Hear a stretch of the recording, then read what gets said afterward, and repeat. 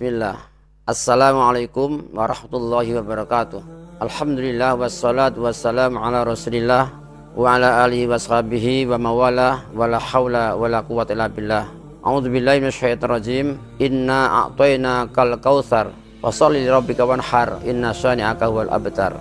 Para pemirsa Mika TV yang berbahagia, alhamdulillah kita bersyukur kepada Allah Subhanahu wa taala. Hari ini kita dalam keadaan sehat walafiat. Allah berikan kemampuan dan kemauan untuk melakukan kebaikan dalam mencari ridha Allah Subhanahu wa taala, salat 5 waktu dan yang lainnya. Kaum muslimin hamba Allah yang berbahagia, tidak terasa kita sudah di bulan Dzulqa'dah 1444 Hijriah dan beberapa hari lagi kita akan bertemu dengan Idul Adha atau bulan Dzulhijjah, di mana Allah Subhanahu wa taala mengatakan kepada kita dengan kalimat yang indah, inna a'tainakal kautsar fasholli lirabbika wanhar. Sesungguhnya kami telah memberikan kepadamu ya Muhammad al-Kautsar, nikmat yang banyak. Dalam satu riwayat dijelaskan al-Kautsar adalah nama sebuah sungai di surga Allah Subhanahu wa taala.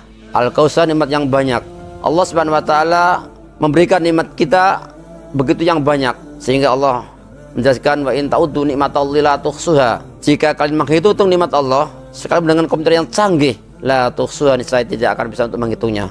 Subhanallah, kita bertambah berimankah atau bertambah kufur? Tentunya orang yang beriman kepada Allah Subhanahu wa taala meningkatkan keimanan kita kepada Allah Subhanahu wa taala, lebih-lebih di bulan Dzulqa'dah, Dzulhijjah, di mana ada suatu perintah, ada suatu anjuran dan menghidupkan dari sunnah baginda Nabi Ibrahim alaihissalam dan Nabi Ismail alaihissalam itu dengan berkorban. Maka dalam ayat fasholli lirabbika wanhar, maka adalah salat untuk Rabbmu dan berkorbanlah. Nah, Rasulullah SAW dalam satu riwayat yang diriwayatkan Imam Ibnu Majah dan yang lainnya, barang siapa yang mau berkorban namun ia tidak mau berkorban, maka janganlah sekali mendekati tempat ibadahku, tempat salatku. Subhanallah, ini peringatan dari baginda Rasulullah SAW. Ada ibadah yang sifatnya seumur hidup, ada sifatnya yang setahun sekali. Seumur hidup itu apa? Seumur hidup adalah sebagaimana ibadah akikah sekali, termasuk adalah ibadah khitan sekali. Ada ibadah setiap tahun seperti zakat mal ketika sudah 1 nisab, termasuk adalah ketika Allah berikan kemampuan untuk berkorban setahun sekali ya. Dimana banyak di kalangan kita kaum muslimin yang belum paham, bahkan kurban itu dikatakan hanya seumur hidup sekali.